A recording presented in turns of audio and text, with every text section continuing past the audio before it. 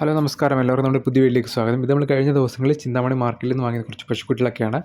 ഒരുപാട് പശുക്കുട്ടികൾ വാങ്ങുമ്പോൾ പല ആൾക്കാരും ചോദിച്ചത് എങ്ങനെയാണ് നമ്മൾ ഈ ഒരു മാർക്കറ്റിൽ പോയി പശുക്കളെ വാങ്ങുന്നത്, എങ്ങനെയാണ് കേരളത്തിൽ നമുക്ക് ഈ ഒരു മാർക്കറ്റിലേക്ക് പോകുന്നത്, ഇതിനെപ്പറ്റി കുറേ ആൾക്കാർ കമൻറ്റിൽ ചോദിച്ചിട്ടുണ്ടായിരുന്നു. ഞാൻ ഒരുപാട് വീഡിയോസിൽ ഇതിനെപ്പറ്റി ഡീറ്റെയിൽഡ് പറഞ്ഞിട്ടുണ്ട്. ആ വീഡിയോസ് കാണാത്തവരാണെന്നുണ്ടെങ്കിൽ ഈ വീഡിയോ ശ്രദ്ധിക്കുക, സേവ് ചെയ്ത് വെച്ചേക്കുക. നമ്മൾ കേരളത്തിൽ നമുക്ക് പോകുമ്പം നമുക്ക് ഏത് സ്റ്റേഷനിൽ നിന്ന് വേണമെങ്കിലും ഈ ഒരു മാർക്കറ്റിൻ്റെ അടുത്ത റെയിൽവേ സ്റ്റേഷനിലേക്ക് നമുക്ക് ട്രെയിൻ കിട്ടുന്നതാണ്. ട്രെയിൻ നോക്കുമ്പോൾ നമ്മൾ ബംഗാർപേട്ടയിൽ നിന്ന് റെയിൽവേ സ്റ്റേഷനിലേക്ക് നമ്മൾ ടിക്കറ്റ് എടുക്കുക. നിങ്ങളിപ്പം കൊല്ലത്തു നിന്നാണെങ്കിൽ കൊല്ലം ടു ബംഗാർപേട്ട എന്ന സ്റ്റേഷനിലേക്ക് ടിക്കറ്റ് എടുക്കുക. ബംഗാർപേട്ടയിലെത്തുക. ബംഗാർപേട്ടത്തിന് ശേഷം നിങ്ങൾക്ക് അവിടെ നിന്ന് 2 ബസ്സാണ് കയറേണ്ടത്. ഈ ഒരു മാർക്കറ്റ് ആദ്യം തന്നെ പറയട്ടെ, ഈ ഒരു മാർക്കറ്റ് ഞായറാഴ്ചയാണ്. അപ്പോൾ ഞായറാഴ്ച വെളുപ്പിന് തന്നെ മാർക്കറ്റ് ഓപ്പൺ ആകും. അപ്പോൾ നമ്മൾ എല്ലാ ഞായറാഴ്ചയും, എല്ലാ മാസത്തിലും എല്ലാ ഞായറാഴ്ചയും ഈ ഒരു മാർക്കറ്റ് അവിടെ ഉണ്ട്. പശുക്കുട്ടികളുടെ ആണെങ്കിലും വലിയ പശുക്കളുടെ ആണെങ്കിലും ബ്രീഡ് പശുക്കളുടെ ഒക്കെ ആണെന്നുണ്ടെങ്കിലും എല്ലാ ഞായറാഴ്ചയാണ് മാർക്കറ്റ്. അപ്പോൾ നമ്മൾ ശനിയാഴ്ച തന്നെയെങ്കിലും ഇവിടുന്ന് പുറപ്പെടുക. അതായത് ഞായറാഴ്ച വെളുപ്പിന് നമുക്ക് 2 മണിക്ക് 3 മണിക്കെങ്കിലും വെളുപ്പിന് എത്തുന്ന രീതിയിൽ പ്ലാൻ ചെയ്യണം.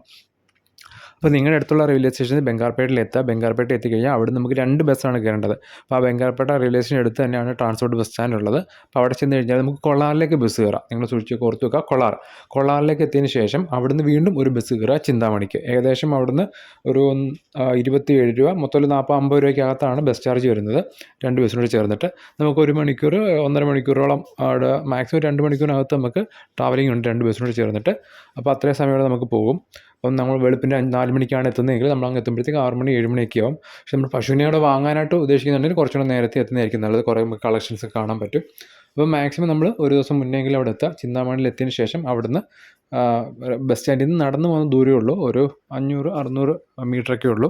അല്ല ഓട്ടോയിലാണെങ്കിലും പോകാം, അല്ല നടന്നു പോകാൻ പറ്റുന്നതാണെങ്കിൽ നമുക്ക് ലൊക്കേഷൻ ഇട്ട് നോക്കിക്കഴിഞ്ഞാൽ നടന്നായാലും നമുക്ക് ഈ ഒരു മാർക്കറ്റിൻ്റെ അടുത്ത് തന്നെ എത്താവുന്നതാണ്. എത്തിയതിന് ശേഷം നമുക്ക് പശുക്കളെ ഇഷ്ടപ്പെടുവാണെങ്കിൽ വാങ്ങിയതിന് ശേഷമാണെന്നുണ്ടെങ്കിലും നമുക്ക് നാട്ടിലേക്ക് കൊണ്ടുവരാൻ വണ്ടിയും കാര്യങ്ങളൊക്കെ അറേഞ്ച് ചെയ്ത് കിട്ടും.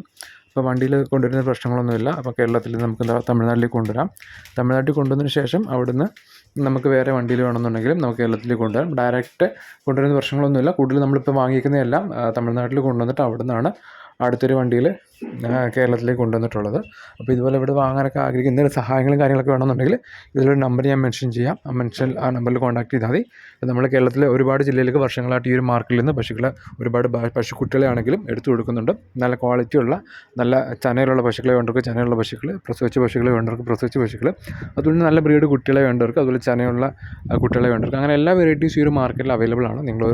ഒരു തവണ മാർക്കറ്റിൽ പോയി കണ്ടു നോക്കുക. പശുക്കളെ വാങ്ങണമെന്നില്ല, കണ്ടിട്ട് നമുക്ക് എങ്ങനെയുണ്ട് മാർക്കറ്റിൻ്റെ സിറ്റുവേഷൻ, പശുക്കളുടെ ക്വാളിറ്റിയൊക്കെ മനസ്സിലാക്കിയതിന് ശേഷം താല്പര്യം ഉണ്ടെങ്കിൽ മാത്രം വാങ്ങാം. നമ്മളൊരു പശുക്കളെ മാർക്കറ്റിൽ നിന്ന് വാങ്ങുമ്പോൾ 100% ഓക്കെ ആണെങ്കിൽ മാത്രം വാങ്ങാം. കാരണം നമുക്ക് മാർക്കറ്റിൽ നിന്ന് വാങ്ങിക്കഴിഞ്ഞാൽ പിന്നെ നമ്മുടെയാണ് സ്വന്തം. പിന്നെ അത് എന്ത് പ്രശ്നം ഉണ്ടെങ്കിലും നമുക്കൊന്നും പറയാൻ പറ്റില്ല. അതുകൊണ്ട് 100% നോക്കിയെടുക്കുക. നല്ല കാമും കാര്യങ്ങളൊക്കെ നോക്കിയെടുക്കുക. കുട്ടികളെ ആണെങ്കിലും നല്ല ക്വാളിറ്റിയുള്ള, നല്ല ഹൈറ്റും വെയിറ്റും ഒക്കെയുള്ള നല്ല ക്വാളിറ്റിയുള്ള കുട്ടികൾ നോക്കിയെടുക്കുക. പിന്നെ അതുപോലെ നല്ല ഇൻസെമിനേഷൻ ചെയ്തിട്ട് നല്ല ഒരു തലമുറ നമുക്ക് ആക്കിയെടുക്കാൻ പറ്റും. വലിയ പശുക്കളെ കൊണ്ടുവന്നാൽ തന്നെ നല്ല സെമൻസ് ഒക്കെ കുത്തിവെച്ചിട്ട് നല്ലൊരു തലമുറയാകാൻ നോക്കുക. ഓക്കെ, ഈ വീഡിയോ എല്ലാവർക്കും ഇഷ്ടപ്പെടുന്നു വിചാരിക്കുന്നു. ഉറപ്പായിട്ട് നിങ്ങളുടെ അഭിപ്രായങ്ങൾ കമൻറ്റ് ചെയ്യപ്പെടുത്തുക.